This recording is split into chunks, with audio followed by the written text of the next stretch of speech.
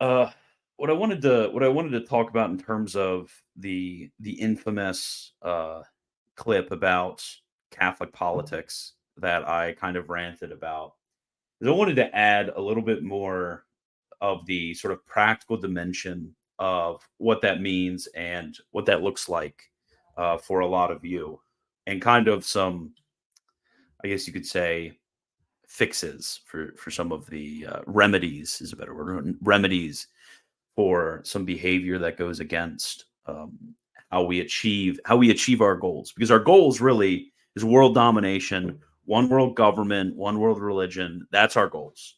We want Pope Francis king of the world. That's what we want. That's what we want. Those are our goals. We need to be very careful. We need to be very clear that we want one world religion. We want one world government. That's us. We're going to take over the UN.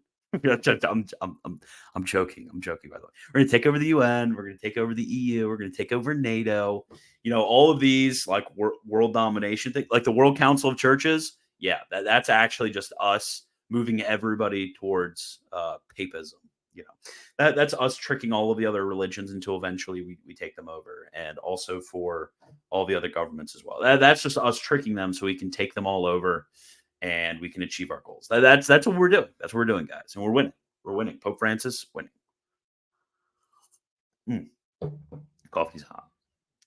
But anyways, what I wanted to do, I mentioned, and I was kind of reminded about this yesterday. I mentioned the sort of manner in which massive cultural change happens. So you look at the way in which we evangelized in the past. I mean, you obviously have, priests, missionary priests going, and they convert various different individuals. What really leads to a kind of countrywide, culture-wide shift or culture-wide change? Like what leads to that historically when we look at various different evangelical endeavors? And usually we have to recognize that things flow from the top down. I was actually just talking to Kayak about this the other day, is especially when it comes to American culture, but Western culture in general. And this is reflexive of human behavior, is that when you have somebody that an individual looks up to, this is why the lives of the saints are so important, by the way. But you have an individual that somebody looks up to, and they are convinced merely by extrinsic authority. A lot of people like to pretend that they take a lot of their positions because they've reasoned out, they've dug through all the archives and figured out the issue. That's usually not how it happens. Usually there's some sort of extrinsic authority, and they have human faith in that authority, and maybe they actually seek sort of probable arguments this way or that way, and are able to make an opinionated assent. But really it's not something which is what we would technically call a scientific judgment, or even looking at the proper places for individuals with intrinsic authority. So sacred scripture, tradition, things like that. So usually people actually just look up to another person. I mean, that's just a complicated way of saying that. So in our endeavors, historically, the way in which you convert an entire nation, so you convert the entirety of some random tribe, or you convert the entirety of this nation or that nation, or even a large portion of them, is you go straight for the top. I mean, you get the chancellor, the king, the emperor, or you get even major political figures that happen, especially in the early church before the conversion of Constantine. I mean, you get the local governor, the prefect, you get major social figures converting. But the way in which it works in America is not so simple. I mean, I mentioned, you want political figures and cultural figures and such converting. I mentioned that.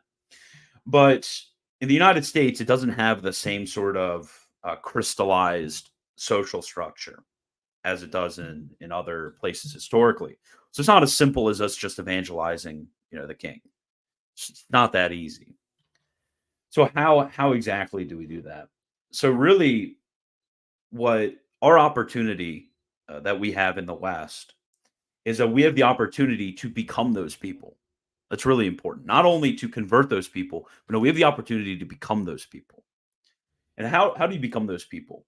So you become those people by really becoming the greatest that you possibly could in your specific area. So I mean, if you look around, there's famous people in race car driving. There's famous people in engineering. Not really famous in the sense of you'd recognize the name, but influential in their field and respected in their field. There's businessmen of all different areas, cultural figures of all different areas. So there's a certain obligation that one has when it comes to the influence that they're able to bring about. That if they carry that out, and they carry that out and are extremely influential, and they also accidentally or even essentially join Catholicism to that, that gets the ball rolling for a lot of different people. That gets the ball rolling a lot more than you'd expect. And the reason I connected this with the fact that I hate Europeans, uh, joking, it's a jokey joke, guys, it's a joke, is because of the I don't really on the one hand mind the obviously you need breaks, obviously you need vacation, blah blah whatever. Obviously you don't want to work animalistic hours, 80 hours a week or anything like that. But with a lot of times, Europeans aren't exactly don't exactly have an aversion to a lot of work, like quantitatively, but really hard work qualitatively. And what I mean by this is you yourself out there, you can have a certain sort of end or intent of greatness in whatever aspect that you're called to. So, I mean, if you're called to be an engineer, you can be the greatest engineer. If you're called to be, a businessman of some sort, you can be the greatest businessman in real estate. If you're called to this, that you can be the greatest in that area, and that doesn't really require in every time to slave away and kill yourself over it. But it requires a certain degree of effort and grit. And this itself, not only is it, of course, an offering unto God because you're just called to that vocation, but with your Catholicism annexed to that, that really does exert influence. So if you want to kind of overturn the culture, where does overturning the culture happen? One, it happens with, you know what I'm saying right now. It happens. Okay, joke, actually only kind of joke. One, it happens with, certain individuals who have bad influences, certain individuals with power who shouldn't have power, kind of getting, you know, removed in a way or not allowed to exert negative influence. Yeah, throw people in jail. If they're if they have negative influence that's leading to insane cultural decay, throw them in jail. I mean, it's really that easy. You just throw them in jail. So on the one hand, it's that, but on the other hand, it's actually looking at these positions and overturning them and exerting influence through that way. Unless you have that sort of influence, it's just not gonna work. Unless you have, you know, all of the people that get looked up to. It's not about taking somebody like me. That'd be ridiculous. I think a lot of you have this idea. It's not like taking somebody like me and putting me out there as some sort of, like popular as reality TV figure sort. It's not about that. It's not about that. That would be actually quite silly to expect that that's the way it works. No, it's taking the people who are already in those positions and having somebody who very strongly annexes their goals to themselves and just turning it to that individual. It's really about that. Because we've been given this unique opportunity and also unique challenge of having a um, very fluid collection of individuals who influence.